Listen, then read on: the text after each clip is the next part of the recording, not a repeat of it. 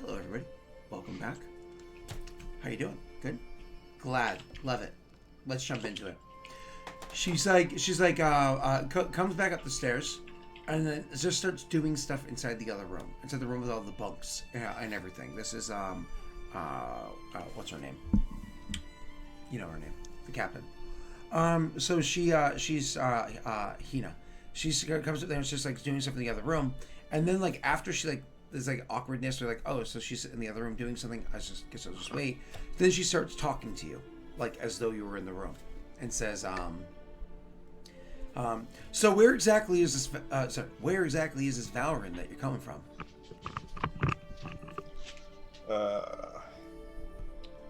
West of Reed, in between Reed and is it Forvin? No, Reed and Leshev. Leshev, yeah. Yeah, I'd just say kind of in the middle of Reed and Leshev. Leshev. Is that the one that's over by the other river? Yeah, that's them. That's quite a distance. I've never been that far from home myself, but from what I understand, they're decent people out that way. Yeah, we actually have an alliance with them. Oh, that's good news. So, you guys are about it for a while? Because I've never heard of Valorant before. We've been established for what has it been, like 7 months? Oh, so it's relatively new, not like Valorant, which has been around for several hundred years. Yeah, no, it's quite new, but expanding at a pretty decent rate. Yeah. Well, that's good news to hear. I hope things are going well with you. I mean, unfortunately, there's when you're building a community, you got issues like you got to protect that community from dangers like, well, Arsugo here. But again, like, I'm trying to rally up the boys and the gals out there and see if maybe instead of defending, if maybe they want to go on a hunt, but people don't seem to be too keen on that. It's one thing to defend your home where you know what you're doing. It's another thing to go walking into somebody else's. You know what I'm saying? Where they can just be, they kind of have you at their, exposed out in their territory. So I honestly don't think that's likely going to happen. And trying to Sometimes to build... the best thing might be a preemptive strike before things get too bad. True enough, but I know that if you were to attack my home, we have measures we would take to defend it, because defending is always easier than attacking, or so I've heard from, in the past. And the issue is, like, even with the situation defending right now, it's winter. The ground's frozen. We can't even put up proper defenses. Oh, shit. I guess Ray Rim was right. Winter is a good time, isn't it? God damn it. I didn't even think of that till right now. He's smart, that one. Well, nonetheless, I really hope you boys are able to find make a deal that you need to make, and I'm not sure what kind of information you're going to be able to get from the people downstairs, or how it's going to be helpful to you. Yeah, well, that's his job. I take care of other things. You both being diplomats, you mean? Yeah, I look out for him, if you know what I mean. You mean because sometimes he says some really righteously stupid shit, and you gotta protect him from his own mouth?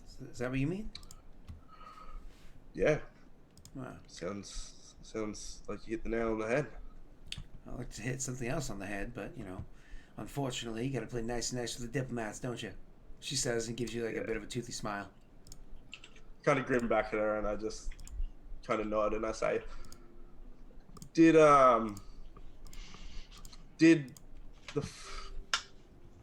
when they attacked, did they manage to kill anyone from Osugo's band?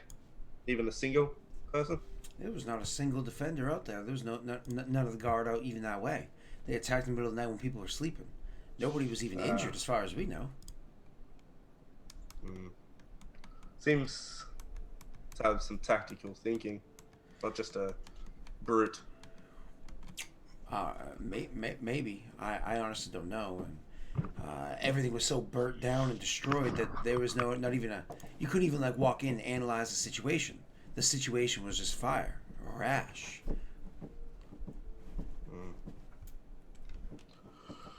Not good tidings at all. No, no, not at all. Nonetheless, well, it's all right. Like I said beforehand, we got a deal coming our way, and we'll probably end up handling the situation and getting it taken care of. I hope he's able to get the information he needs downstairs. Other than that, I think you boys will be fine enough making some sort of deals. You talking about deals with Hard Gwen? Oh yeah. My apologies. Yes. He just kind of looks at her and he's like, I wouldn't trust Hard Gwen. They're run by a bunch of criminals. He also says, I had a parent named Dwayne. Do you know him? He had some dealings in Baron. Dwayne. Oh, is that fella that came through here and looked all, well, I'm just gonna say scuffed up? He spoke to a couple of the traders out this way. Yeah, Hod Gwen nearly skinned him alive. But you talk. Not good people. You say Hod Gwen did what happened to that man's? Well, everything. Yeah. Yep. Oh, you have proof of this? They're Dwayne's word himself. I have the letter he sent, as well as I believe there's a group that actually rescued him that are trying to rescue another one of our diplomats that seems to have been. We've had no contact with him, but we've been told he's been taken. What the hell's happening out there? Don't know. All I know is Hod Gwen ain't people you really want to be dealing with. Well, I mean, they're asking for a steep price, but they're also offering to. Well, remember before I said that in Idir there isn't really an army that one can send to go do things, but well, I suppose they did more or less offer an army. Why the hell would you have an army? They're ready to march. Expanding rapidly. They've already taken a few towns, and they're looking to others. Well, if I may be frank with you, because you're more of a diplomat than I am, and this is a decision I make myself. It's kind of like a town voting decision sort of thing. I just have a bit of a heavy say because people look up to the captain and whatnot. But the Hard Gwen, what they were offering was for more or less us to expand our trade with them, but to more or less front all the transportation. More or less, we'd be taking a huge hit, whereas they're making a huge profit off the trade. But then in exchange for the lives of the people, that's totally worth it. And they were also talking about utilizing our position and our access to the river to get down to Ashik and stuff like that, and off into Paradel, and kind of like use this as a bit of a hub for some more trade, which again would profit them more than us, but would at least allow some profits to our people. Again, hefty price, but it's that or death. I think I know what I'd choose. It's not the only option. Dwayne actually came here in the state he was in because he believed in Valorant. What we're trying to do is unite the towns and cities of Idir against the threat of Hod Gwen. From the letter we received, he had made some promising talks, and that's actually why we were here, because they said, well, he wrote that Hod Gwen had sent a messenger, and he didn't like the terms, and we're looking at purchasing a large sum of horses ourselves in defense against the aggression of Hodgwen. Now, we were coming to work out the specifics. However, it seems that Orsugo has thrown a bit of a wrench into things. However, hopefully, we can still come to agreement. Trust me, Hodgwen they're not your only option, and they definitely should not be your first. She nods appreciatively at that and says, all right, I know Hodgwen's awful. If I'm going to take this before the people, what exactly do you offer? What is it you're offering to give? I imagine the resolution of this Orsugo situation, however that might be, in exchange for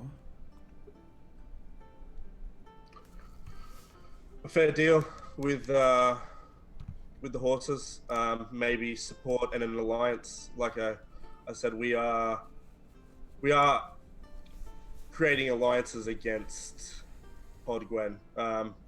Being a lot closer, we see the way they do things, and we don't treat our people the way they do. So you just want fair deal with the horses. Now, of course, I can't speak on behalf of the people, but if the traders of the horses themselves say that they're in agreement on this, then, well, I don't even necessarily got to get the vote of all the people. If you're saying you'll come here and take care of the situation if just a couple of the horse lords are willing to make a good deal, well then, you could have a deal on your own. You don't even need me to be a part of this. I would suggest utilizing arbitration, but Ideally, that's not the only thing. Like I said, we are creating a coalition of sorts against the aggression of Hodgwen. Well, I'm going to be blunt about this one. We have no aggression with Hodgwen, so there's no reason for us to be too concerned about what they may or may not be doing. And they're a good distance off from here, which is why they would be utilizing our horses to get that job done. So they'd as soon as be riding your horses back towards you as soon as they take care of the rest of us. And it might not happen in a year, might happen in 10 years, but what's certain is that it will happen. Why don't you do me a favor? Roll me an intimidation check. Not because you're trying to scare her, because you're like, I'm scary. You're trying to scare her with the situation, and I know intimidation for your character works different than most others. Okay. By the way, you do have dice in the pool of luck. Use one to find out how many. Can I take a 10? No, because... Or do you want me to wait, you can auto take a 10, can't you? I can, but I can roll this if you'd like. No. Well, you are always welcome to take a 10 in accordance to the rules. What does taking a 10 give you? Where are we?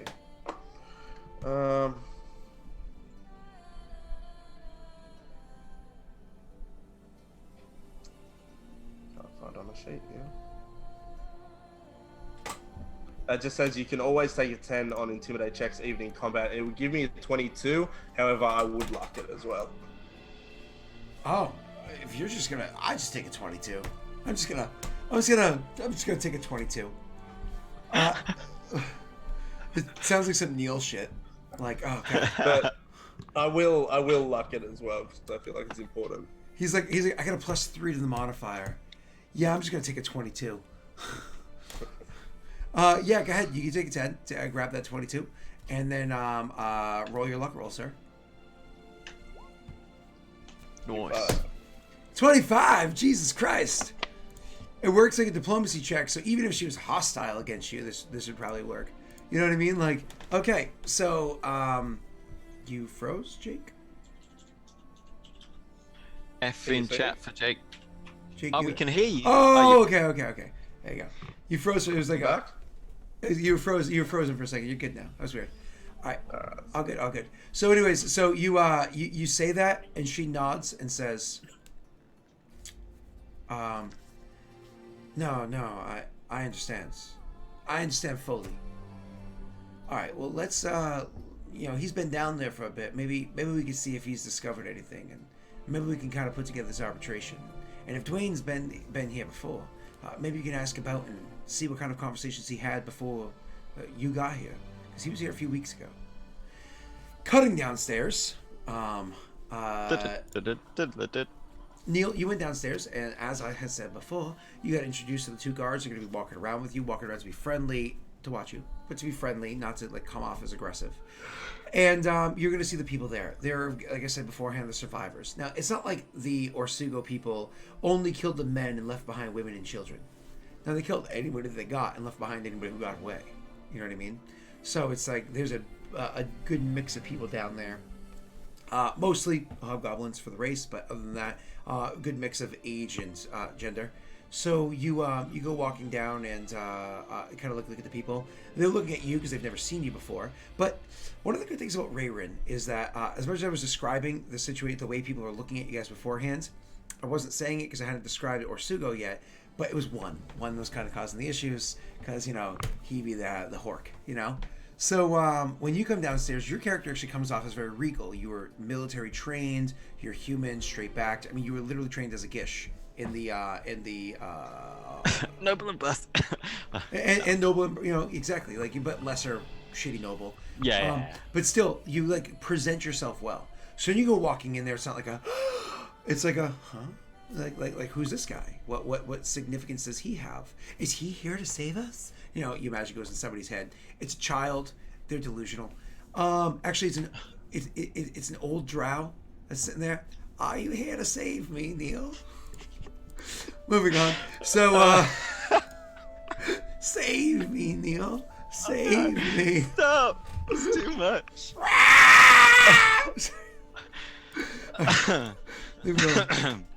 So you go walking down, and they're kind of like looking at you, but you catch pretty much all of their attentions because of the fact that you stand out and above the rest of them. You go walking in, and they kind of point out, and they're like, as you're speaking to the guards, because you like inquired. I mean, I know. What's his name? Rayrin would have inquired, like, so who are these people? What did they, because they would have gathered some information. They would immediately gesture you over towards this one particular guy who is like literally like wrapped up in a bit of a blanket and still shivering, and say he was the one that actually was the closest to everything. He fled from the house through a window and hid in the barn and snuck out while it was on fire. He actually saw some of the men. The rest of them more saw shadows, everything else. But this is the guy that kind of got more of a sight. Others also heard noises too, shouting, and I suppose you can get what you can get from them.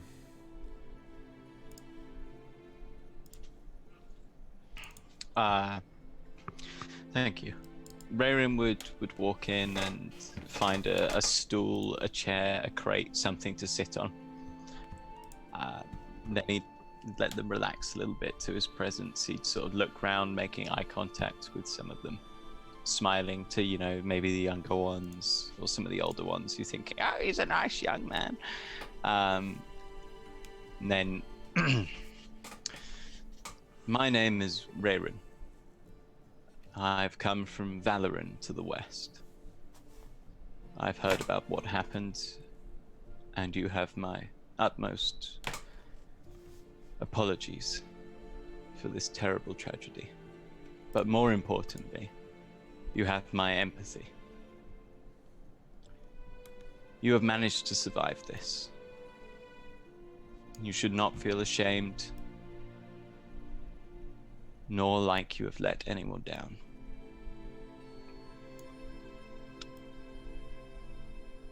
Your surviving this is carrying on for your friends and family who did not.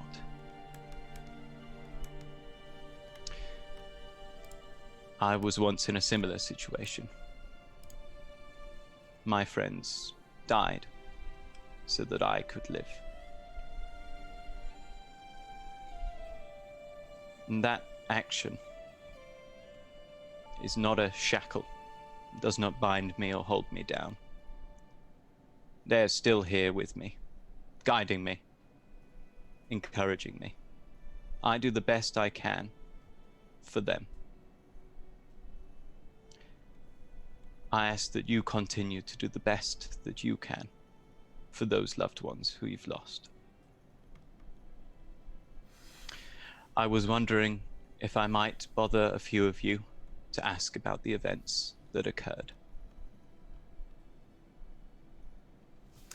Do me a favor, roll me a diplomacy check at the end of your little speechy speech there.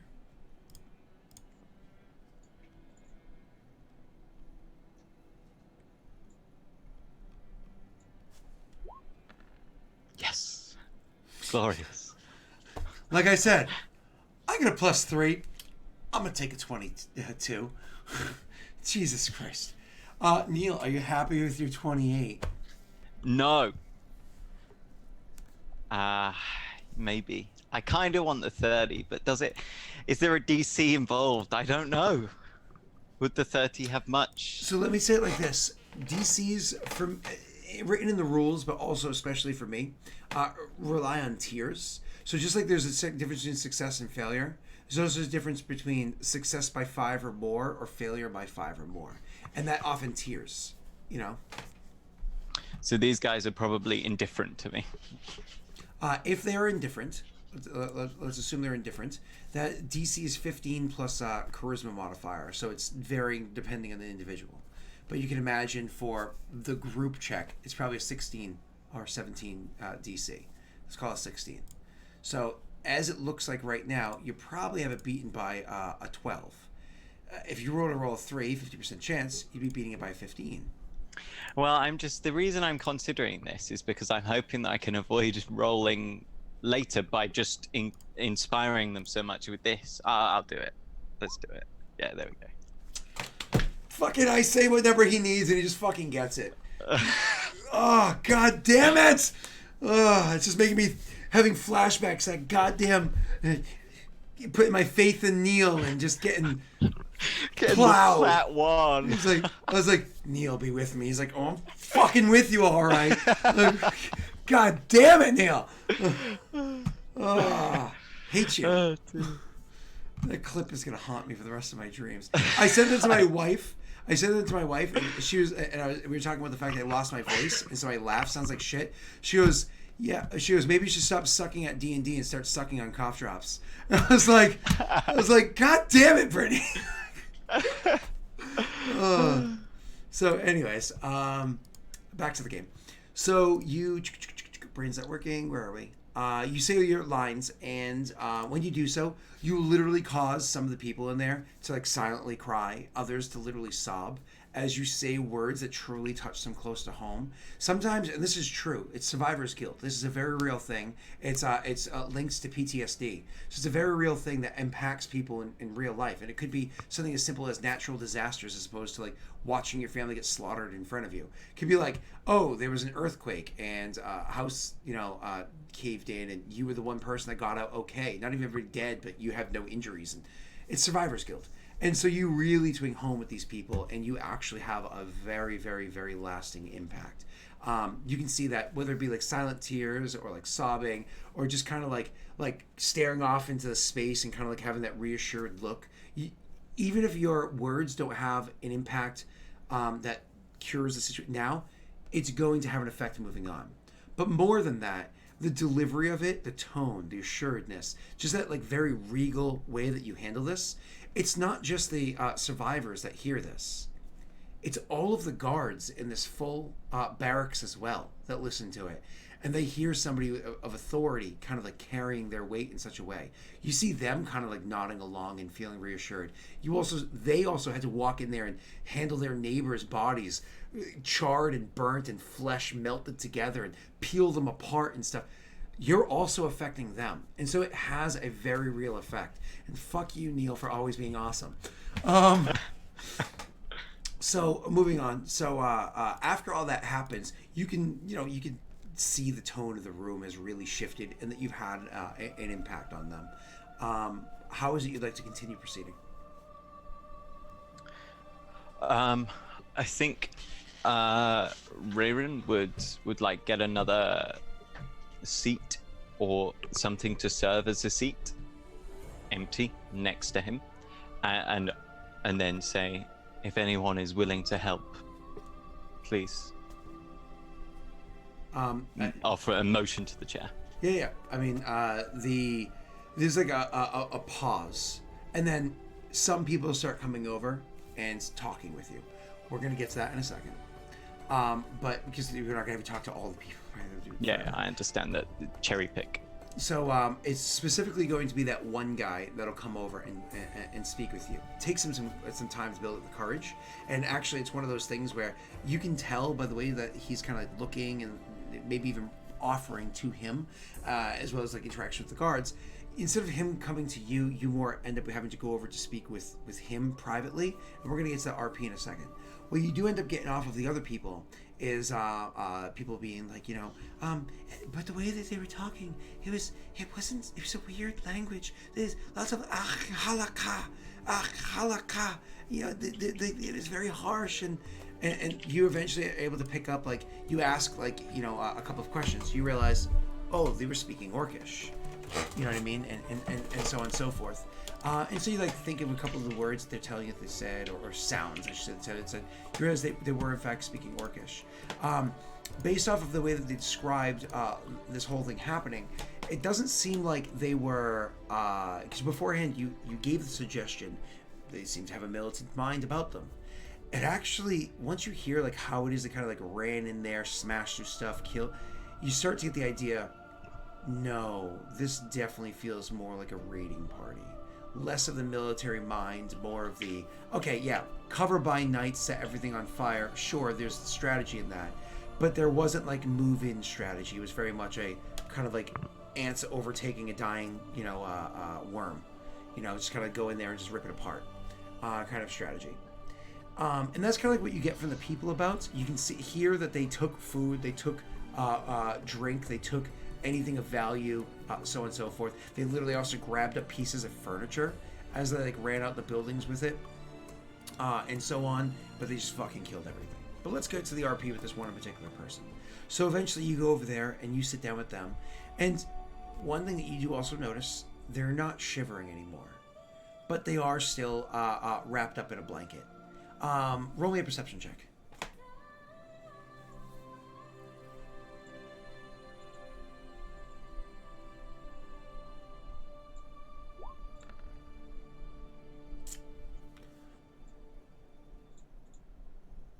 Okay, so with your 10 perception check, you're looking the person over. You sit the wrap in the blanket. Like I already said, they're not shivering anymore. That's pretty apparent. But like nothing else really jumps out at you about the person aside from looking a bit removed. So anyways, you come over and you kind of like kneel or sit down in front of them. And this is a hobgoblin dude, yeah? This one is also hobgoblin, yes. Hello there. Hey. How are you doing? Pretty fucked. Have you had something to eat?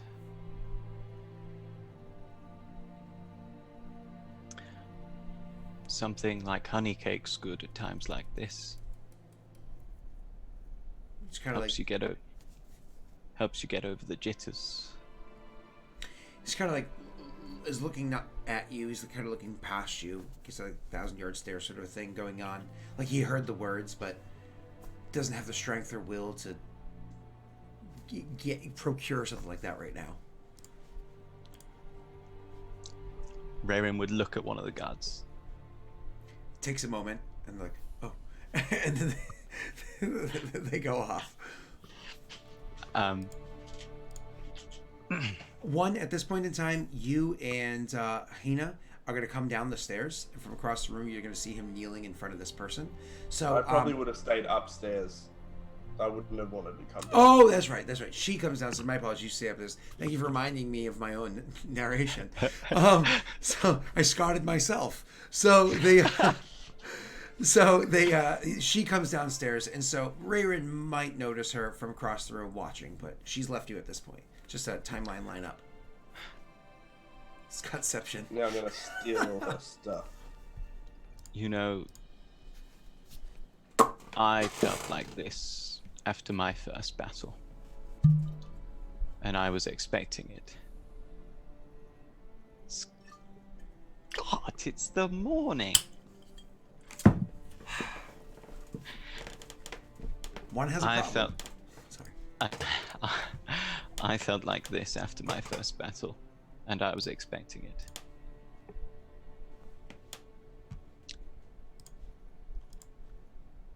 You know what I said earlier, it's true.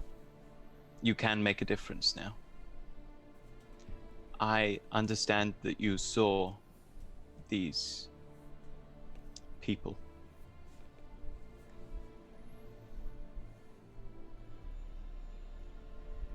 Yeah.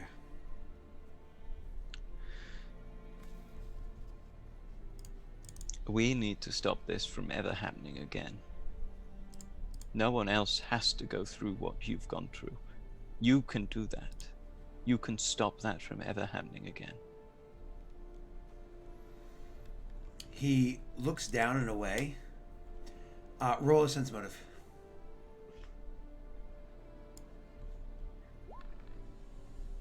He looks down and away, and you get the impression that he's going to be quiet for a bit. He's making a decision.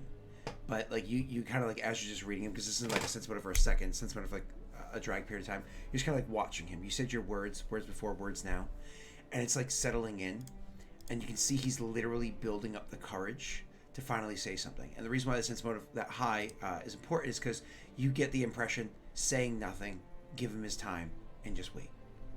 And so you do exactly that. Well, actually, you're Neil. You probably keep talking. That is extremely rude. And so, and you just wait. And so, eventually, after like 4 or 5 minutes, maybe it was quicker for him, maybe it was longer in his own mind. He opens his mouth. It's like one of those dry mouth kind of like opens his mouth to speak. Gets a couple moments, and he's finally like, I didn't just see them and how they killed my wife and slaughtered my children. Even my old grandfather, feeble as he was. I didn't just see that. I dove through glass. And he opens up his blanket. This is where your failed perception check didn't notice all the blood before. But like the blanket that he kind of has like tucked around himself has like was blood stains on it. As he opens it up, you can literally see like cuts and lacerations all up and down his arms, and you can kind of see that it cut into his shirt because his shirt's like bloodied as well, where they've been bandaged, but clearly he taken lacerations. They're not properly fully bandaged and everything yet. You imagine the medicine in here is not the greatest. He clearly dove through glass to get away. Rayrin would reach into his bag and pull out a small potion, cure light wounds, uncork it, and hold it in front of him. Drink this. And he will literally, providing he's accepting, like, help him drink it. Okay. Yeah, I would say, honestly, just because what I'm about to say next, roll me a diplomacy check on this one. Sorry, Neil.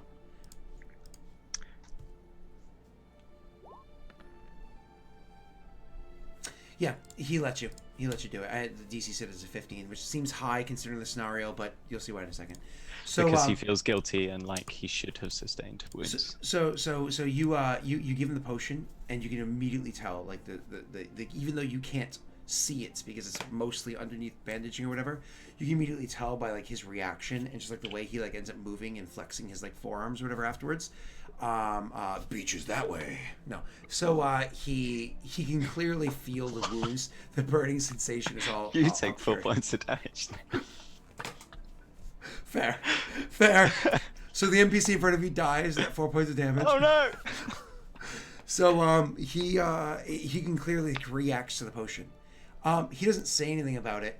He just gets quiet again for like another 2 minutes. Then when he finally starts speaking again, he nods. Now kind of a bit reassured, and his voice a bit more steady, so he's a bit louder. And he's like,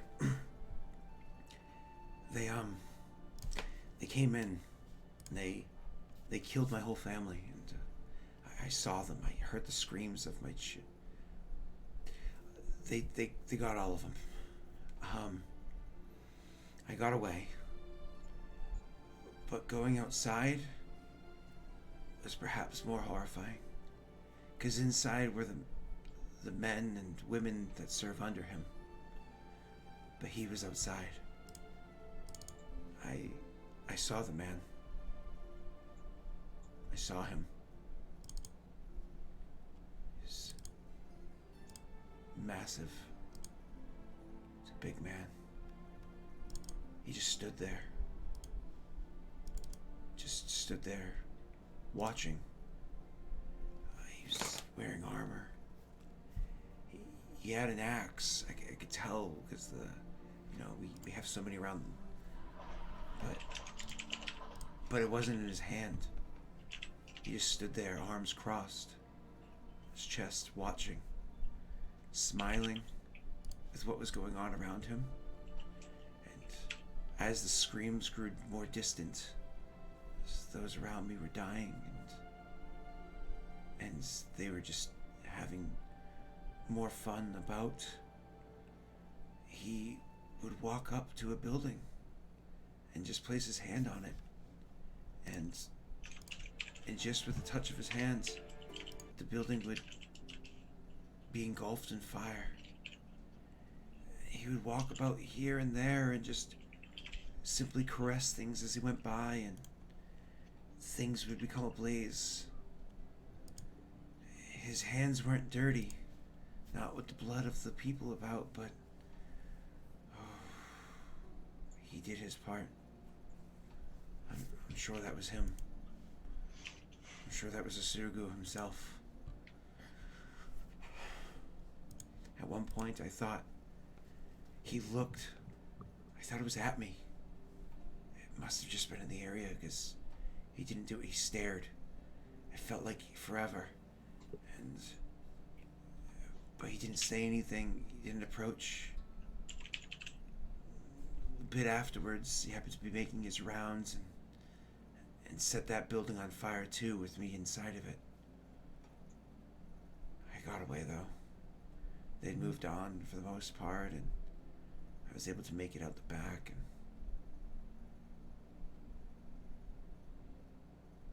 And they're all dead.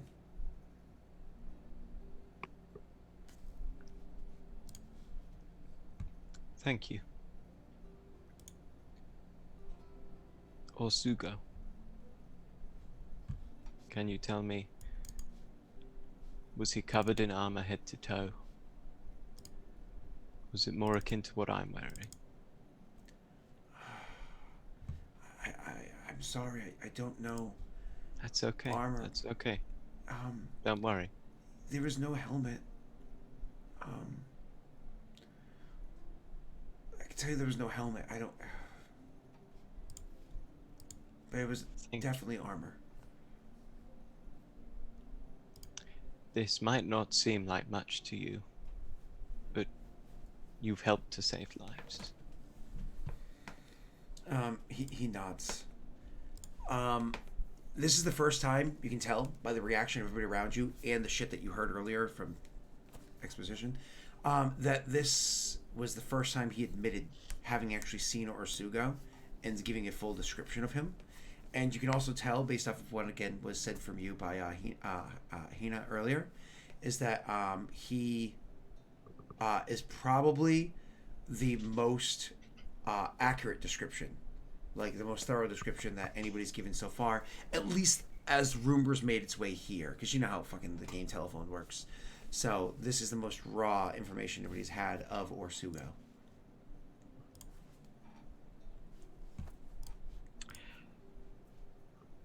I think Rerim would... I imagine he's been like squatting next to this guy. Mm-hmm. He like straightens up. As you go to straighten up, he kind of like grabs at your forearm and like to get your attention, and he's kind of like looking off into the distance. Like, and again, he looks frightened earlier, like he's remembering something. Because, you know, again, PTSD, you shit gets shoveled down, you forget certain details. Sometimes they come up in moments when you're like taking a shit, and all of a sudden you're like, life is horrible again. And then luckily you can psyche bury it back down and be normal again, because that's just how that shit works. And so he says, like, almost like he's possessed. He says, the whistle. The whistle. When they went to leave, there was a whistle, loud. this ear-piercing whistle he would use. It was like a scream. And it was a whistle. It was like a scream that would shatter. And it's how. Then they left. That noise. They stopped immediately, and they just ran back to the woods. It was a frightening noise. He says, and then kind of like falls into himself again. At this point, probably, you can imagine, probably the first time since this whole ordeal happened, he starts sobbing. Go ahead, sorry. Rayrin would let his hand fall away, place a hand on his shoulder, still blanketed shoulder, give him a squeeze, and then move away. Okay. Once again, Hina is there. She doesn't step forward or anything. She just makes eye contact with you. Make sure you both know that you both see each other. But you can continue doing what you're doing unless you approach her. I think he'd like maybe go to a few more people. He just wants to inquire as to the numbers, because that's the only thing we haven't got. Yeah, that's fine. Actually, so my apologies. Thank you for asking that. You wouldn't have to go to any more people. You would have gotten that earlier. If you had to guess based off of what people are saying, more than a dozen attacked, which is funny because they only killed about 3 dozen people. So that's only like 3 person per, assuming it was an even number killed. That's funny. I mean, well, it's not even that much. Yeah. You know what I mean? So it was, but it looks like more than a dozen is what you could surmise based off their descriptions. However, again, with your sense motive that you rolled, with your diplomacy and everything, you can also get that these people, just like somebody who's attacked by a chihuahua in the woods saw a fucking dire wolf, you can imagine that maybe some of it's a bit exaggerated. The other person that you got, for a fact you got clean information off of because of how fucked up he is from it at the moment was that one guy. Everybody else, it might be a bit exaggerated. Maybe it is more than a dozen. Cool. Okay. I think Rayrin's pestered them enough, and he would thank them for their time and then take his leave. What's up, Dragon? Just to say what I said earlier, Teshin, he'll be joining us next week. He's just handling a family thing. So, gotta love the fam. And we believe, because we were talking a couple days ago, he'll be joining us next week, which is super exciting because we miss Valorant. Yeah. Well, that and there's some shit that Valorant's gonna come and be like, wait, there were gnomes. So. Yeah, they're assholes. Yeah, I told him too. I was like, don't check the VODs, don't ask for a summary, don't worry about any of that stuff. Your character wasn't there. It's like, but yeah. We have to go over some stuff though, because some shit happened with you. It's like, oh. So, anyways, go ahead. So you approach Hina. I mean, presumably she's waiting near the exit to this Correct area. And so when you approach, she just gives you that knowing gesture nod, and she just leads you upstairs. Doesn't say anything. As she gets to the top of the stairs, where one is kind of either in that room or the next room over, in earshot either way, he's just enjoying his confiscated whiskey. It's the morning, young man. It's now 12:01. What? It's 5 o'clock where you are. Be right back. So anyways, 5 o'clock somewhere, right? So,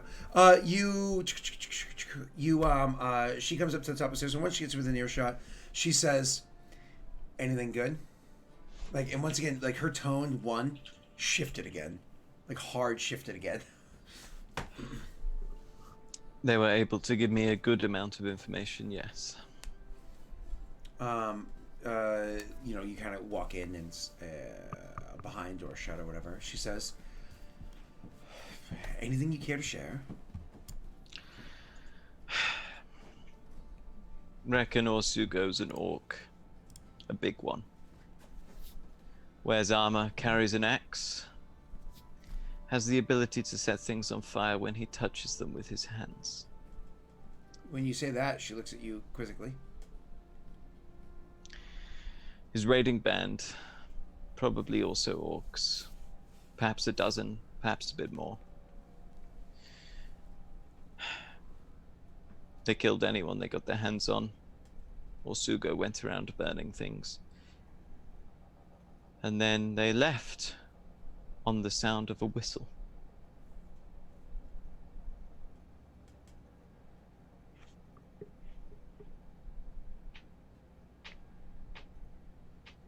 What do you think it all means?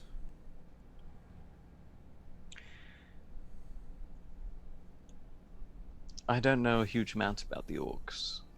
I've She then looks over at one. But continue. had a small amount of teaching about them, and that's all. I understand that some of the archaic practices of their people are to travel in search of battle. I would suggest that's what this Orsugo wants. And I think that we should give it to him. She kind of like posture changes, looks back at you, straightens up a bit. Got her attention. That man down there told me how he watched his wife murdered before his eyes, and he heard his children's lives ended. No one should have to go through that. No one who lives in Idir should have to fear for their lives in this way. You have a militia. You're not well trained, no. But that's not what's important. You outnumber them 3-1. Juan and I, we're well trained. We know how to deal with people like this. Orsugo, yes, he will be difficult. Juan and I can handle him. The others, you must use spears. If you outnumber them and corral them, control them, they won't stand a chance. She nods. The problem is, what you're talking about is tactics, like we're not very familiar, and there certainly is no training. It's not exactly like we get a general about in these parts. I'm the captain of the guard, but the guard's job is just that, to guard. Now, please, do not get all uppity and think that I'm shying away from the task of protecting these people by taking it offensive. I'm just saying that it's not exactly like this is our forte. We'd be sending a lot of people off to just die. Die because of mistakes, not because of the casualties of combat. You're not wrong. That's why I would seek to minimize those mistakes. By simply forming a phalanx with spears, each soldier covers the one next to him. You're not attempting to fight someone and beat them in a measure of skill. If they step too close, you stab them. If they step too close to your friend, you stab them. It's simple as that. Meanwhile, Juan and I can deal with Orsugo. Did you get an idea of numbers? Perhaps a dozen, perhaps a few more. I have an idea. You said that they they retreated at the sign of a whistle or something? Indeed. If we can engage this Orsugo in any type of conversation, and I can hear what he sounds like, and he pulls out the mama's rough, and he says, what if, I don't know if we have the ability to silence him at all, but I could imitate him and call a retreat in the midst of battle. So then they turn and start to flee. Maybe we get some attacks on their back. Orsugo then is left to us. That could work. That could definitely work. Potentially.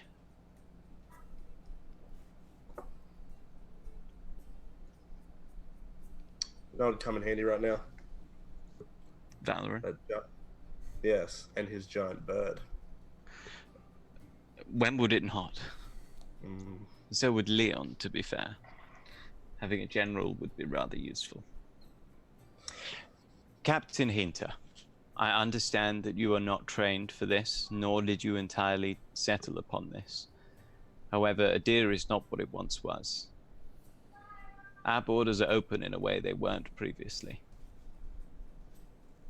Your role has changed, and you have to change with it.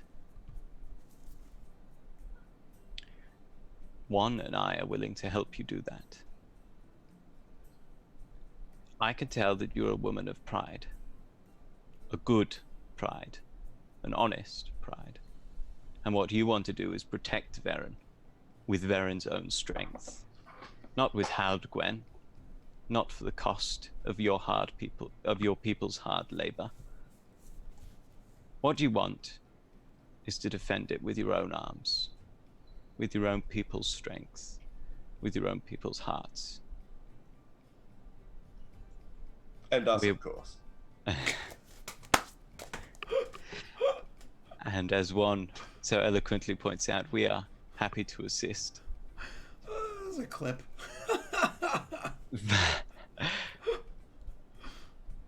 I traveled to Loshiv, and I spoke with the people there. Valoran intends to lead Idir to a new age where there is an army to defend the people, where we can have the freedom that we deserve.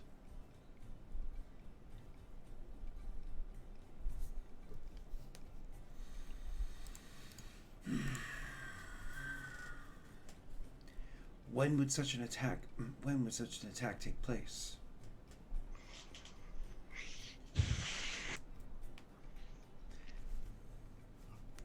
It would depend partially on the weather.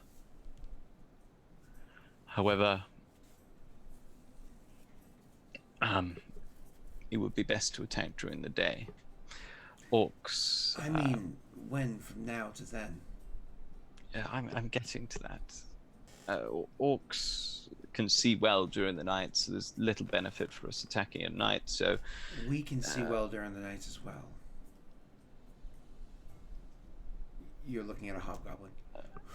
Yes, that is very true. Maybe. It's like, oh yeah, you're not human.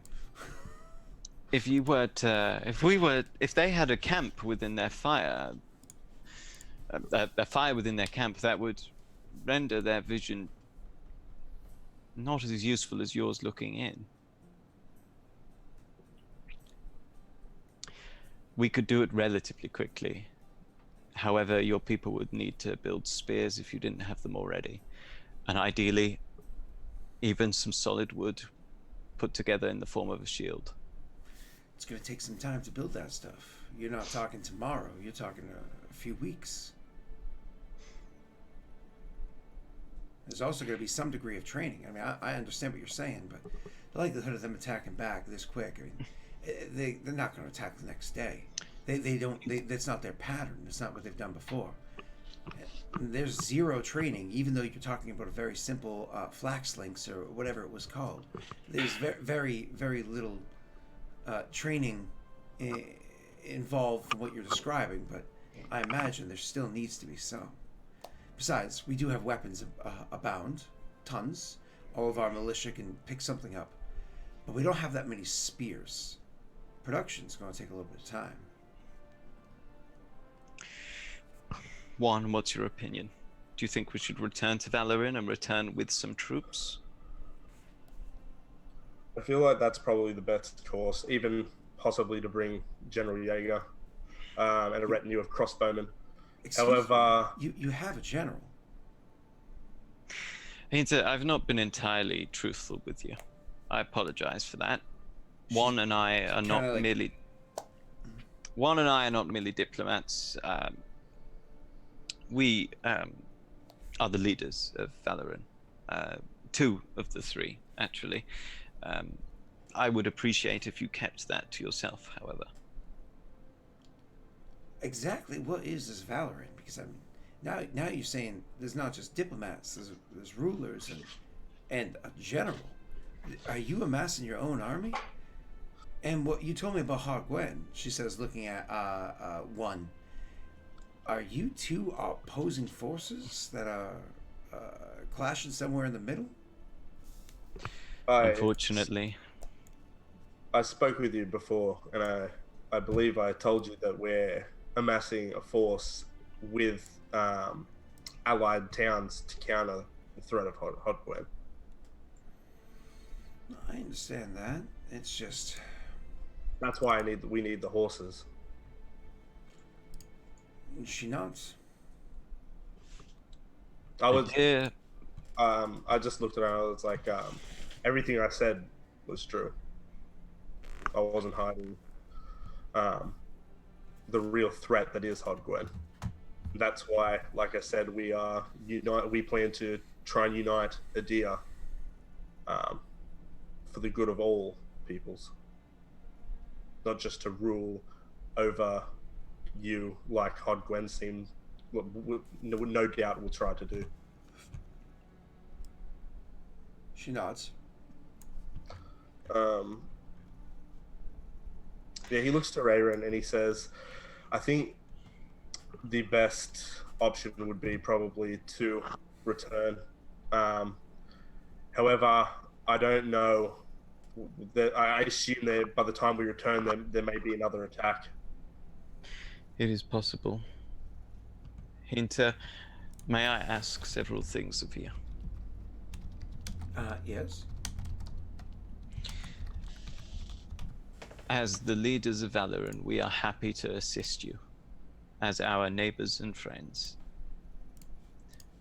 we ask that we would go to our kingdom and retrieve a small squadron of troops that could arrive within it. To get there and back, we're probably looking at 2 weeks' time.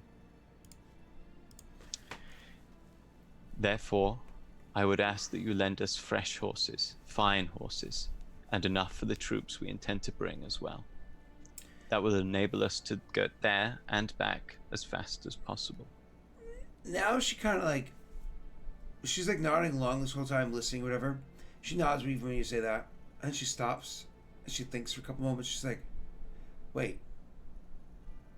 And so we're supposed to give you a troop of horses so that you'll come back with... Yes. One will go, and I will stay. I can begin training the troops. I was a soldier. Reminder, if you stay, you're not going to have much time in your own... Your kingdom will hurt. Because you guys are already hurting. What can we do? It's... we have no advisors. There's no one available. You do. I just whack an NPC in every one, but we can't do that. Well, the Patreon game is happening again this Saturday. Maybe next week you get a couple people back. I just put Bob from down the road in. It'll be fine. There is, in fact, a Bob in the campaign. There is a Bob. You will one day meet Bob. Bob is wonderful. Bob is great. Right, everybody? Everybody likes... Everybody, do you want them to meet Bob? Should Bob just, like, be thrown in there? Never mind. We'll talk about Bob later. Moving on. So you, you go, she says, when you say that, because obviously you could immediately tell what her concerns were when you said that. She goes, you say, and I'll stay. She goes, wait, you'll stay? My people will suffer, but in a way, I suppose Varen is my people as well. We're all Idirites now. Idirites? She's like, so we send a group of horses to collect your men and bring them back, including a general.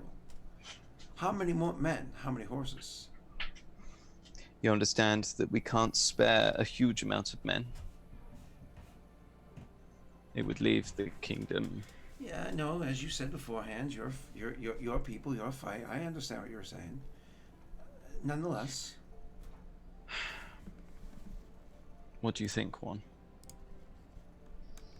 You guys can grab up 15 without even thinking twice because of your current recruitment cool. state.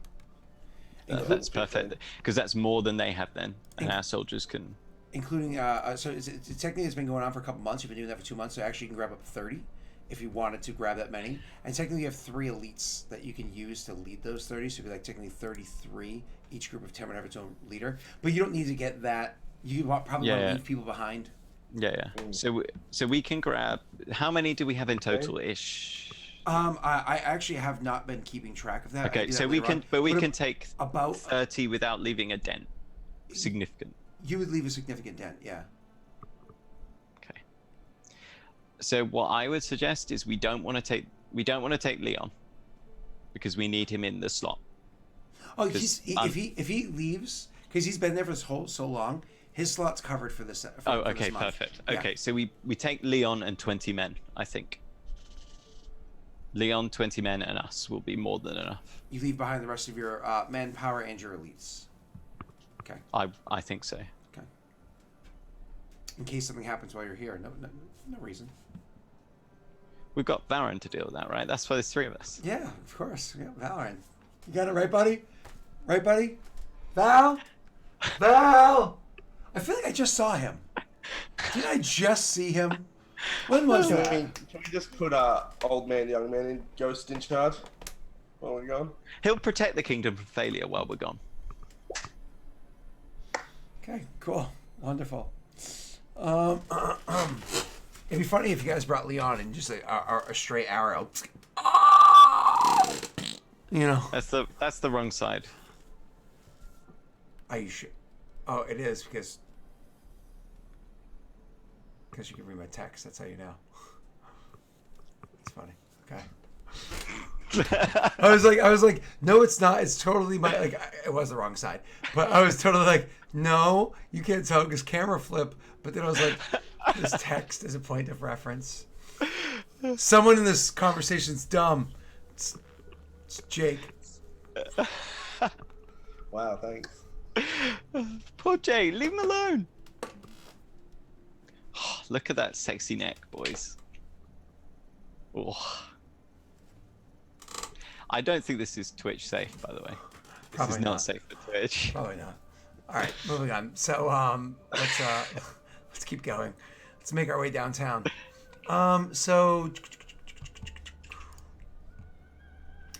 So she agrees. Good. No, actually, she doesn't yet. My apologies. She says. She's like, I need to speak to some people. She says.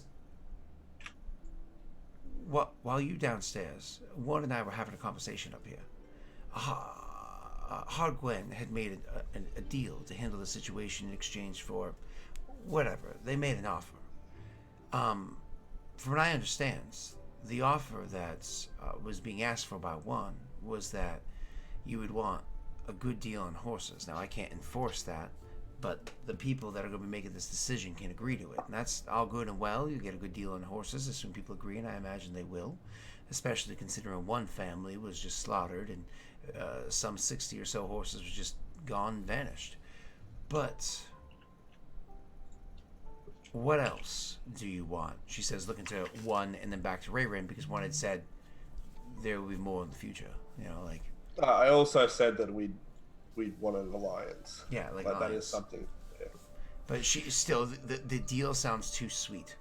And someone's like, So- no, really. You get a whole dozen donuts for $1, and they just came out of they're just freshly made, and there's no cyanide. I swear. We would want you to sign a defensive pact with us. That is what Loshev have done. They've also begun trading with us, and they're also building a road to trade with our city. I'm not going to ask that of you. That seems rather inappropriate, given recent circumstances. However, I would ask for the minimum that you sign a pact of defensive action with us. This means that if you're attacked, we will help you, as we are now. And if we are attacked, you will help us. She thinks and she goes, and you're doing this all because of Hardgwen and the aggressive nature that they've been displaying as of late. Leaving Hardgwen to conquer Idir would not lead to pleasant fortunes for many people. It's a flowery way of saying yes. Yes, very well. I will speak plainly. We intend to stop Hardgwen. The people there are suffering, and we can prevent that.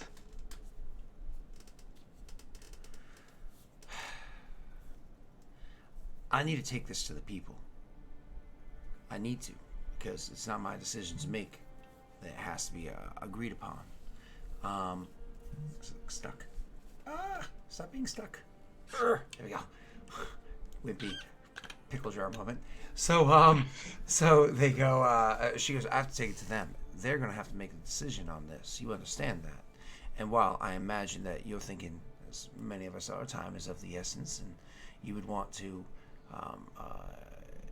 perhaps head out immediately, that's fine. But you'd be heading out without this collective decision, and this decision could take days.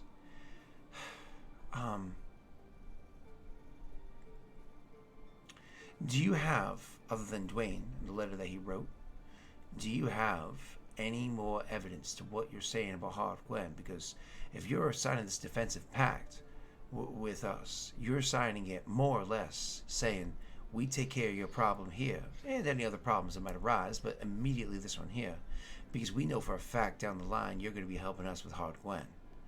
And I understand that. I'm assuming what you're saying is correct. I agree to that, personally, never mind the others. But they're going to want confidence that Hard Gwen is in fact a problem before they just go signing a pact saying they're going to go to war with them. These aren't war people. I ain't war people. In what sense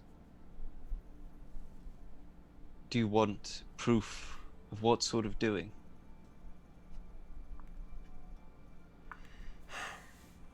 You mentioned that they were criminals, she says, looking at one. You mentioned there was a letter and said that the what I saw on that poor man's body was done by then. I believe what you're saying, that someone in Hard Gwen did this. I'll even go so far as to say I believe what you're saying, that it was done by officials of Hard Gwen. But that doesn't necessarily mean the heart of Hard Gwen, that all the people, or better yet, the entire people running the government is doing that. You know, they're run by a bank as far as I know. So what proof do you have that this accusation of them is real? I'm not trying to question the integrity of your words. One, here is the letter. Sorry, not only do we have the letter, we actually have a former employee who can attest to these. Where is this former employee? It's currently in our nation of Aurorum. She thinks for a solid 2 minutes. She goes into the other room, kind of goes over some papers inside on a desk. Says excuse me for a moment when she walks out of the room. She comes back and says, I'd like to reapproach what we've just recently discussed. I'm willing to give you what you've asked for, and I'm willing to make the case.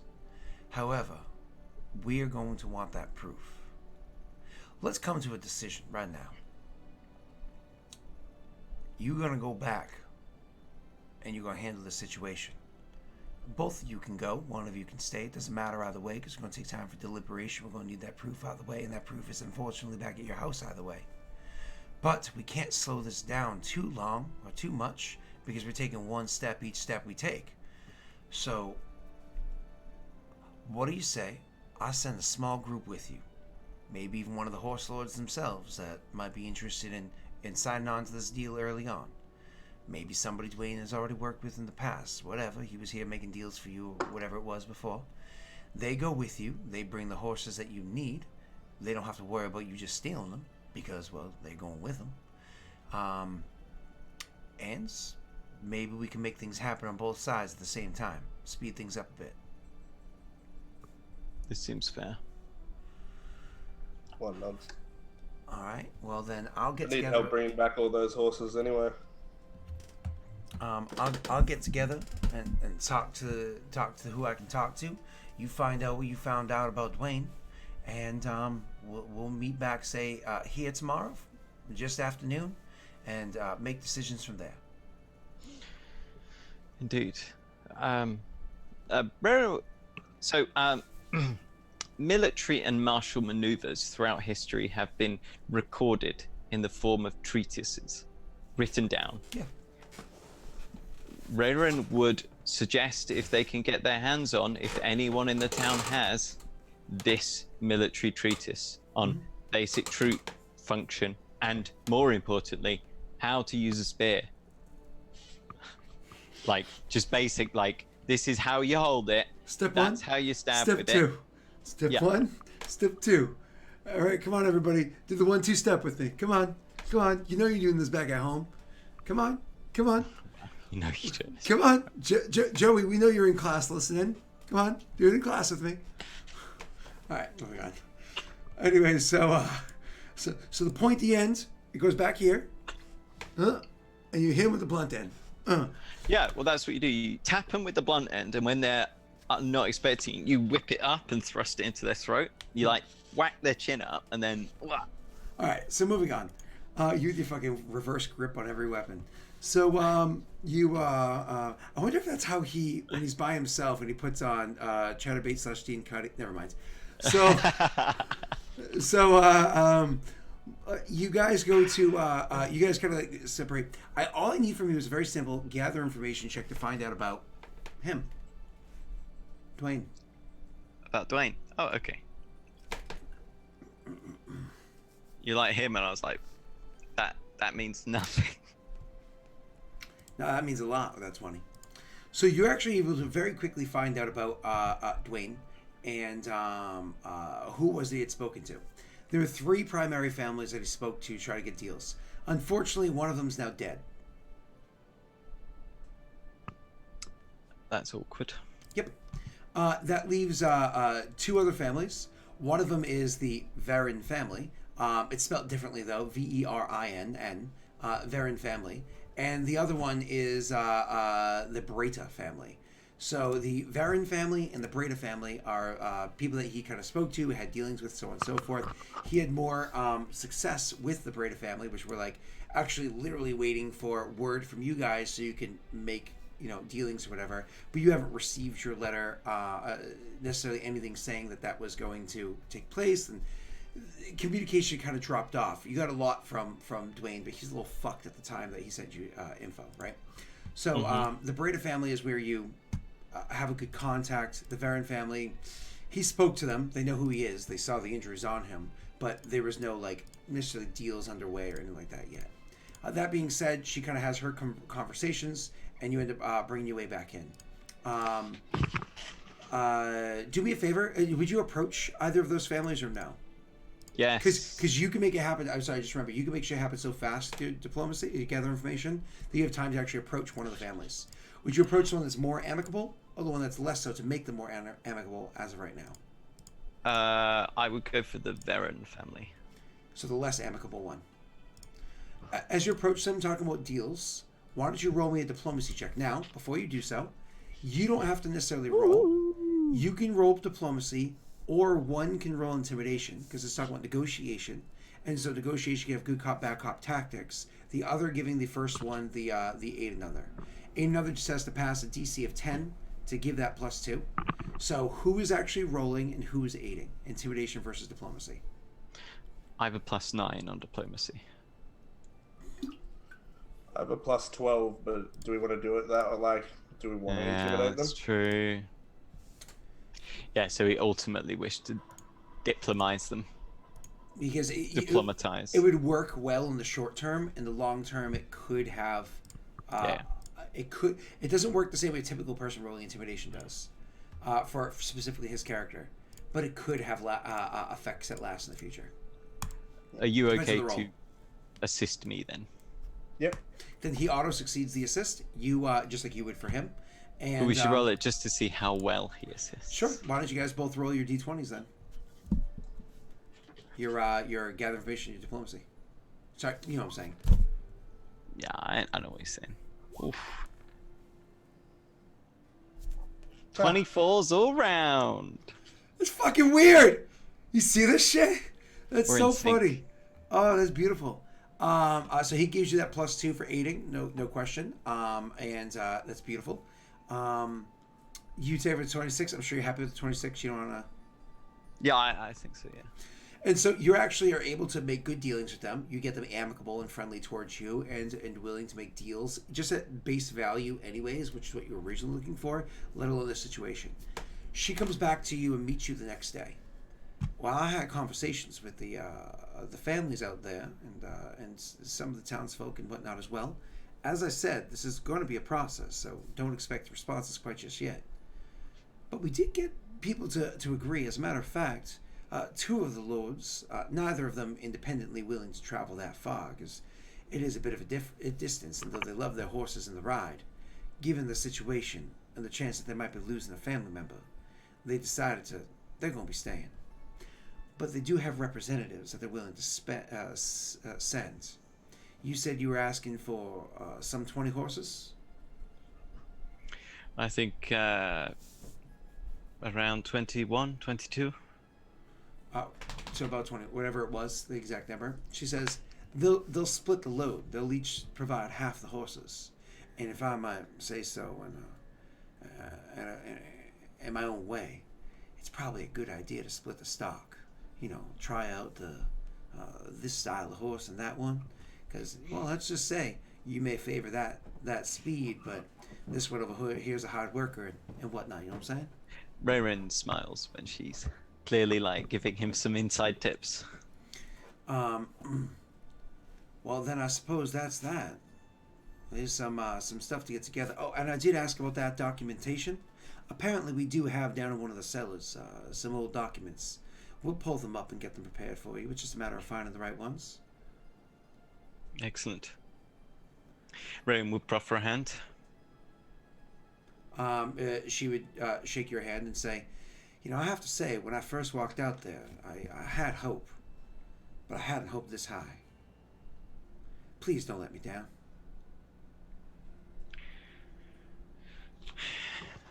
We're Idirites. We stick together. She nods. And as she goes to shake one's hand, kind of continue the conversation with both of you, she says, because we are good people. All of them here. Good people. And so are we. Well, I shake a hand. Then the lights go out, and all of a sudden, Pizzagate takes place. You know, it's... No, they're not good people! Ah! No, so anyways, moving on. So, they... You take another 4 damage. Now the captain of the guard's dead too. God damn it, they're wimpy here. So, like splashback in my eye. So, you guys make your way out of town, down there, meet up with the representatives, blah blah blah.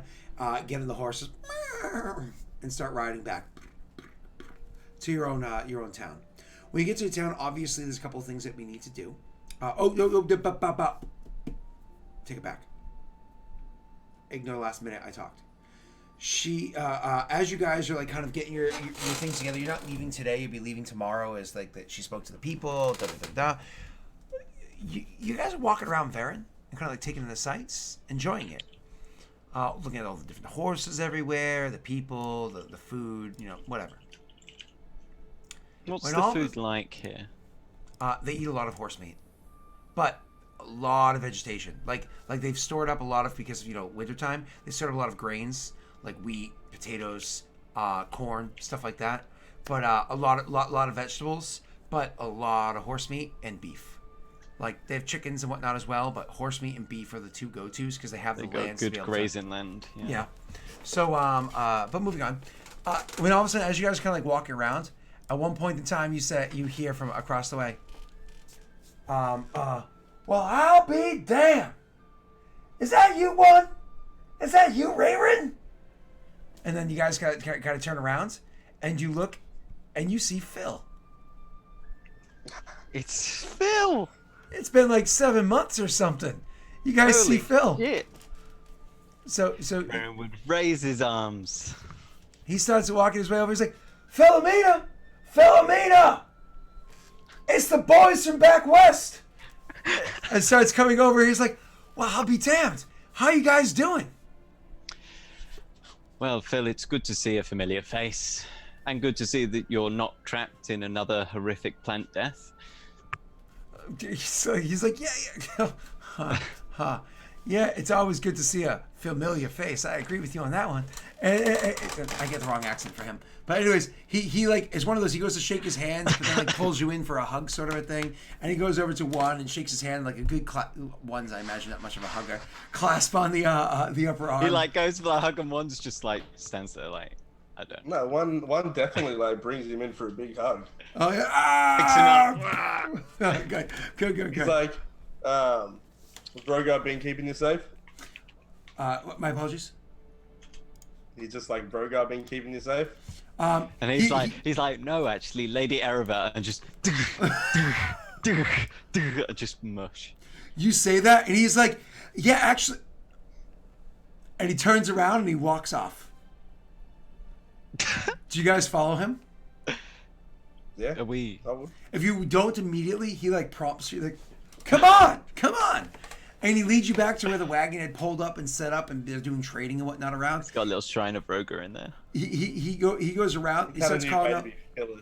He starts calling out to his brother, cousin, whatever it was. And he's like, "What? Oh, yeah, no. yeah. I put that. It's under the sofa. It's under the no. Why did I put that under the sofa? It's on the bench." And then he kind of like goes around and finds.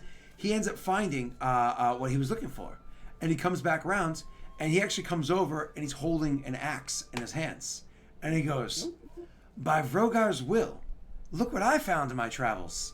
And he comes over and he presents the axe in front of you, and what you could see is, I mean, you could tell immediately just by looking at the craftsmanship on it, the type of wood, the grain of the wood, the handle, everything.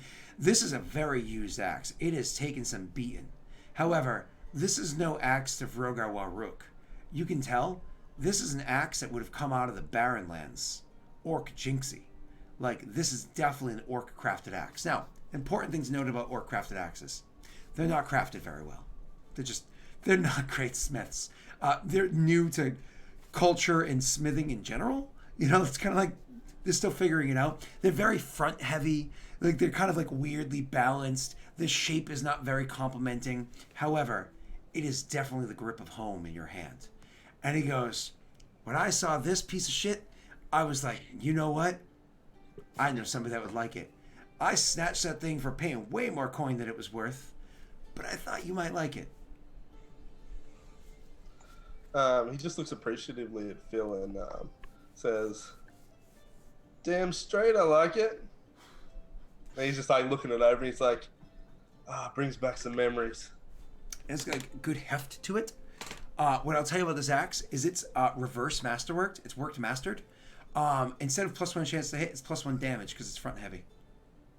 Nice. Yeah. So make sure you adjust that on your character sheet. Mm-hmm. So he goes, he's like, yeah, God, I tried using it a couple of times. Good for splitting wood because it get that weight inside the chop. Not good so much for practicing or just goofing off. I almost cut my wife, and then she comes around the corner and she's happy to see you boys as well. But she comes around the corner and she's already got like a skin and like some like wooden goblets in her hands, and she's like, "Boys, it's nice to see you again," and pulls out and just starts pouring wine for the two of you. And when you guys see it pouring, smell it, taste it, it's the same exact wine you were drinking the whole time that you were like working together, whether it be building the nation or cutting down the trees or whatever. It's just like a taste of memory. And so he's like, you know, what you up to? And you guys kind of like fill him in. And he's like, we're only staying here for 2 days time, 3 days time. If you wait up before you head back, we'll travel with you. We'll head straight through Rid and travel straight into, I'm sure your boys get some trade that they can do back home. It wasn't exactly on the journey, but I'll come with you. Hell, good company on the way. Yeah, one just nods, but he's just thinking, when was I supposed to leave? Like, was it like a day or two? It was the next day, so more or less you're holding on for an additional day or two. Yeah, I'd try and be like, is there any way we could keep it to like just like one extra day? He'd say, I've got some really important business, but I really can't pass up traveling with you, Phil. Roll diplomacy. Braren would aid. He'd be like, We really would like to travel with you and make sure you get to see our kingdom safe. Rest assured, you'll be wined and dined in a castle. Ray, would you rather roll that than him since it's a diplomacy check? And Yeah, have him be the definitely. assist? Oh, would you rather I did that? We give the higher modifier. Yeah, okay. Yep. Yep. Nah. Neil be with you. Oh, God. So even with this +2, it's a 12. He thinks... Wait, no, that's enough because he's friendly. He's friendly disposition. He's helpful disposition. He's friendly. So no, he's friendly. He is helpful, but of course it's business, which knocks him down because business is business, pleasure is pleasure. Would you like to modify that with a luck roll? Or are you happy with it as exactly as it is? I can't roll a 5, unfortunately, so it won't make the difference necessarily. It gets you to a 12 because he aided you. Oh yeah, I'm on a 12. What do you think, Jake? How don't much do mind. we love our boy Phil? I mean, we love Phil. I think we love Phil. Jesus, okay. Luck be with you, apparently. And he says, he thinks there's like, he's like, and then all of a sudden his wife nudges him, and he's like, of course, absolutely, it would be great to travel with you. Besides, you know, you guys were always very appreciative of my wife's cooking. And she smiles and looks at one and says, I got that goose, just got a fresh one killed this morning. Ooh. Give me that goose, woman. Oh, well, that is He pulls out a dagger and stabs you. He's like, I will not be cocked by you. he quietly doesn't say anything. He just takes the axe. Yeah. He gives you an axe and uses to chop his balls off. Good job, buddy. No, so. Anyways, and so a couple days later, they end up leaving with you.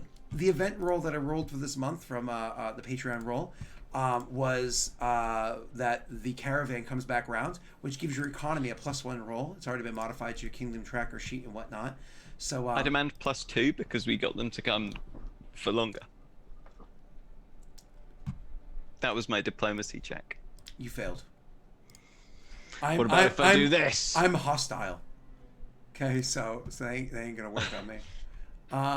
Let me just double check one last thing, and then we're gonna send you guys back east. No problems getting back there. I just go, where the fuck are they? You are I mean west, not east, by the way. west. Yeah, that one I was confused. Sorry, that actually is not applied on there. I'm sorry. So you actually get one more to your kingdom tracker. So that actually counts as other. There you go, because that's for the situational. Awesome. So your economy is going to be a really good roll. You guys eventually ride back west. They come with you. When you get back there, a couple of things to hammer through really quickly. Brody, I know you have to go pee. Just need like 20, 25 minutes. You went right before we went live. Right before we went live. No, let her go pee. On the Go. carpet? Yeah. No, she's fine. It's what dogs do, Scott. And she's fine. So, brain's not working. I'm sorry. When you guys get back there, just a couple of things to hammer through really quickly, because obviously you come back, the ride's fun, you have lots of enjoyment. Because Phil was there, Phil's a trader, and so he starts talking trade with the horse people, and like, because they're talking about the quality of the horses that they have, and oh, you know, this one's getting old right here, and it starts talking. Phil, of course, picks up on what you guys are talking about, when you know why these guys are there, and ends up like, oh, let me start like kind of like talking to them on your behalf as well, because he's such a friendly person, and ends up starting to like get those gears turning in your favor. It was worth it to force him forward with you. Anyways, so Phil, when you guys get back there, you of course go over the details with Leon. Leon is more than happy to take up arms to defend the innocent people of Varen against a warmongering orc by the name of Orsogo the Burning Blood. So he's more than happy to take up the honors of doing so. Gives a couple of extra like details to Kithul to like kind of man his position while he's gone, and says he can't be gone for too long, but he's more than willing to march out that way with these people, etc., etc. So that happens no problem. However, a couple other things happen. He does say, we did get a report. It's an important one, but unfortunately something that we're going to have to hold off considering the situation. We got a letter. This is Leon. We got a letter saying that Valoran is safe. Right. Did it also have a monetary value attached to that? It did not. It said Valoran is safe, that he will be delivered unto you as soon as he is well,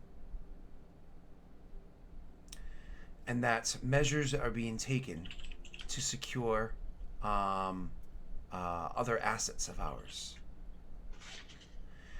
It's a letter signed by a... Old man, young man, ghost. Wait, what? I didn't actually say that. No, I didn't even hear. I didn't even hear. The old man, young man ghost. Oh no! Oh, I was Saying like, he stole Valorant. gotcha. Sorry, I'm actually. There he goes. It's a letter signed by somebody named, titled The Vigil, name Octavia. But this is something that I thought you might find interesting. And he leans in and he shows you the actual parchments, the letter that was sent over.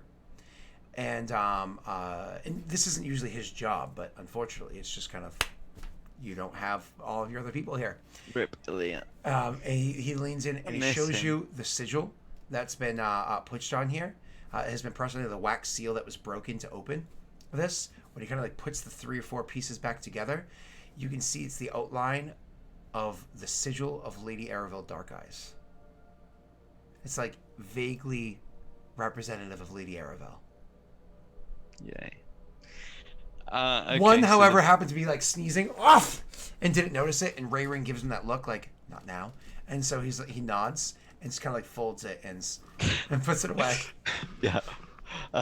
Jake's not here. We don't have to deal with it. Put it back in the make one rage. Oh no, he didn't take his headphones off. He heard it all. So where is he? In Vigil? It's a town called Vigil, yeah. Vigil South, and they all wear Lady Aravel one. the Lady Aravel chain. Yeah, I remember that. Now we have to handle this. War on us? No, they're not. But they did say what was it they said? They No, said no. You're asking out of game. One's asking in game. Are they declaring war on us? Like he's like. Oh, is he? He's being won. It's Aravel. And so he responds saying... They've got Valoran, and they're trying to secure our assets. Well, they made it sound like they found Valorant rather than took him. And are helping him get better. Sounds like a threat. Indeed, it does seem a bit precariously worded. I understand this type of writing because it seems a little too familiar. However, I don't think this is meant to be a declaration of war, a threat, a warning, or a ransom. I think this is meant to be made in good faith. But we don't know that, and we should treat every situation like this like it is meant to be a threat on your lives. Unfortunately, we have so many things going on right now in our kingdom, we can't approach it. Valoran is an intelligent person, very capable. He's going to have to handle the situation himself for the meanwhile. We'll have to head to the east, resolve what's going on over there, and hope that things go well. If when we return he's not appropriately returned, then we will approach it with mounted soldiers. Good. That sounds appropriate. And at least stop Elliot from whining so much when he comes back and finds out that we left Valorant to his fate as well. He nods. Kithul says... I hope he comes back. Kithul says... If you are looking for perhaps a bit of good news, I do have a little bit for you. We have word back returned from the west. Hansa has in fact returned. She has stated that deals have been made and that we will be able to trade for ore of the north. She is going to be leaving us again. It's going to be in the spring to actually fully head into Vala to get the materials she needs. She stopped off in Lushev and returned. I'm sure you can get more details from her when the time comes that you can spare time to do so. Good. Thank you, Kithel. This is good news. If you see her before I do, please let her know that I'm pleased with her work and I apologize for not being able to attend to her sooner. Nods. Then, what's his name there? Edric speaks up and says, I actually have a bit of news as well. He's taken a liking to you, and after you weren't here to, I suppose, entertain him, it became my responsibility to be the entertainment for Arthur. I would like to complain about this because he's a bit boisterous. However, well, damn it, he's useful. Go on, Edric. His insights on manipulation of contracts for trade, his approach to handling people, conversation, like, he's just damn useful. He just can't get around that. He keeps offering if he could do more, if he could do more, if he could do more. We kept telling him no, it's not our position to do so.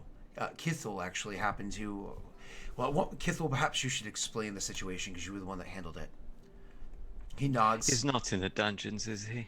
They shake their head no, almost uniformly. Kithel says, I did have to fine him. He did put another 25 gold. He stepped out of his line. There was a dispute that took place. Valoran has been gone for a considerable amount of time. It has caused a bit of unrest amongst our people. Cough, cough. With him being gone, people started talking, whispering, that one of the chosen has abandoned us.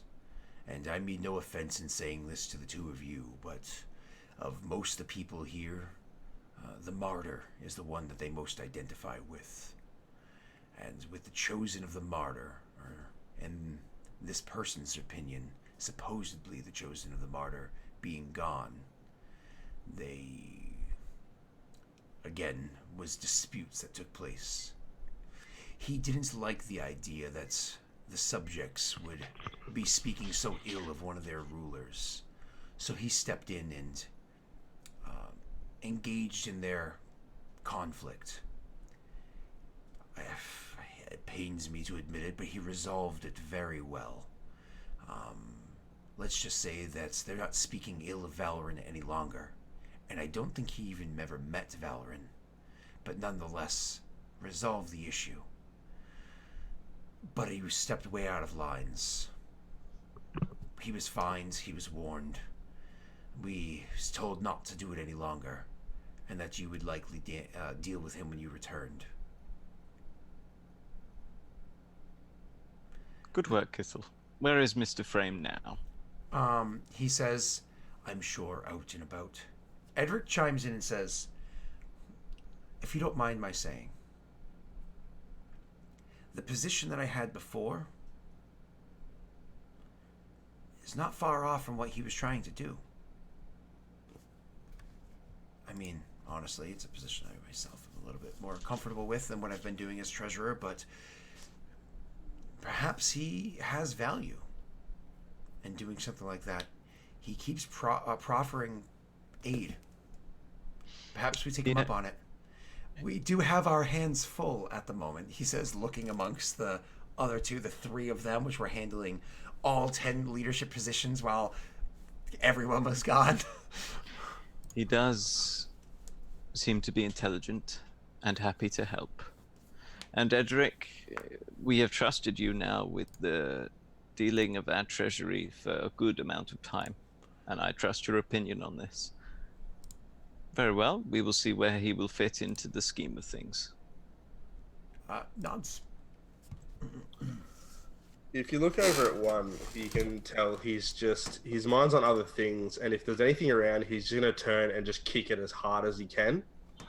And then he's just going to yell, it's a child. Do we have guards in the room with us? Not when you're having these meetings. Usually Okay, there's well, one, because these meetings generally take place inside your map room, your circular map room. There's a door to the map room, but you know is linked to magic, and they stand outside of it.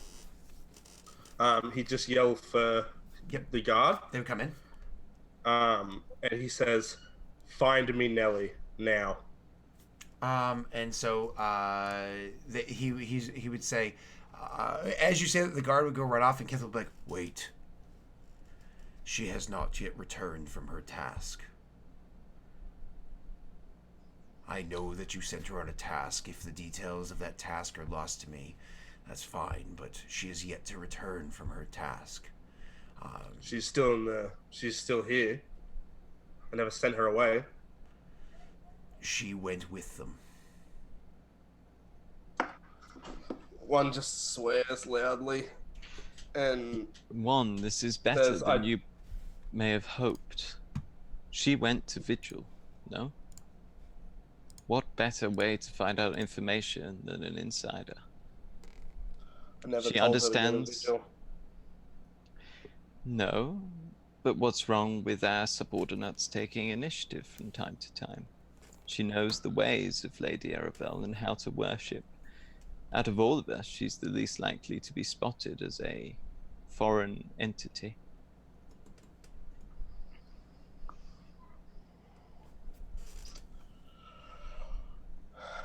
He just sighs, and you can just see there's just so much anger in his eyes, and he just says, "I do not have a good feeling about this."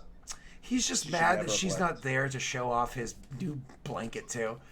I just wanted to pound it out for a couple of minutes, a minute and a half, but then, you know, Have runners sent to Reed to bring Tally here immediately. Why don't you go and have a little sparring session with Edric while I deal with Arthur? Good idea. Edric, will you join me at the shrine? he will gladly do so, and you guys go and you might get whomped if you don't use magic. You'll get whomped because he's pretty tough. If you use magic, you'll actually more likely win the fight. But don't worry about that. I imagine it's a back and forth. You guys have fun. This is my sparring emote. It's like remember those toys? You sure it's not you doing someone else, Scott? Those toys, remember those? I don't. No? But I am enjoying this clip.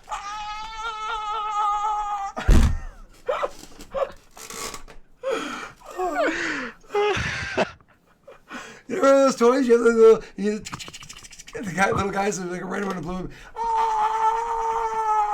You should know it. One, there was a movie made after it with your boy there, Hugh Jackman. Yeah, I know what you're talking about. Yeah, Is yeah. Is it called Rock'em Sock'em Robots or something? Yes, that's what the toy is That's called. what they're called, right? And there was like the Rocket Yeah. Soccer Robot movie with Hugh Jackman.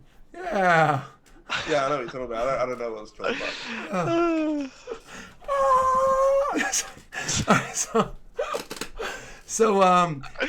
Oh my god. You go have your sparring session. We're now at 1 p.m. I was going to try to squeeze in a kingdom checky thing, but I delayed. No, you're fine. You also want to talk to Arthur, but do you guys want to try to get like a really quick kingdom check thing? Because I know what you're looking to. Because you're not looking to build any buildings, right? ... Don't know. Let's do it next week. Okay, Because so then we can decide. Okay. And also, it gives us a chance briefly metagame with you and consider positions of advisors. You know what? That's actually a brilliant idea. So why don't we handle that? We're going to handle the chatting with Arthur next week anyways, because I know you want to look at like what is the best position and have a little chat about that. Is there anything else that you guys want to do to shore up this session before we I guess call it? Because, you know.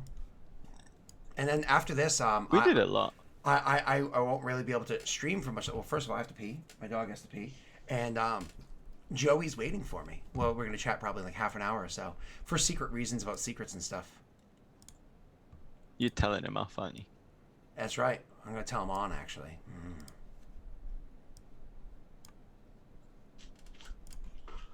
I'm good. I don't think there's really anything else I've got to do. Perfect. Awesome. So then on the docket, starting next session, we're going to go right into conversation with Arthur and doing our kingdom rolls for this month that has just passed, as you guys were like traveling back and forth and exploring and doing all that fun stuff and and sweet. I'm excited about it. All right. Then I guess that's everything. Neil, tell everybody why you have to end at 1 o'clock or 6 o'clock your time. I don't, because it's not on. Usually, Oh. I would have to end. Well, in that case, that's it. We're going for another 4 more hours. No, Jake, you ready for 4 more hours? He just looks at me like, fuck off. I'm just kidding. Where'd he go? All right, so now that Neil's gone. Jake, would you like to tell everybody where they can find you? Yes, you can find me here every Wednesday. And soon to be Friday for me, I think Thursday nights over on Lost Initiative. That's right. You're coming in not this week, but next. Bringing in a character. I actually would love to build that character with you on a stream, because there's no reason for it to be a secret. Yeah, I'd be happy for that. Yeah, we just gotta find a time slot. If we can find one between now and next Thursday to do it on stream, so we can have fun like doing that, so everybody can, enjoy doing it, watching it, or whatever. We'll do it here. Don't have to do it on the other channel.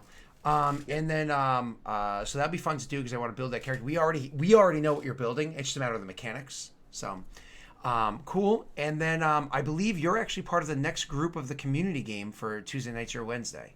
I believe. I don't think I am. I think I'm the one after. No, because the community game already started. So the first story is 2 to 3 sessions long, probably 3 sessions. And I think if I'm checking Kingdom, yeah.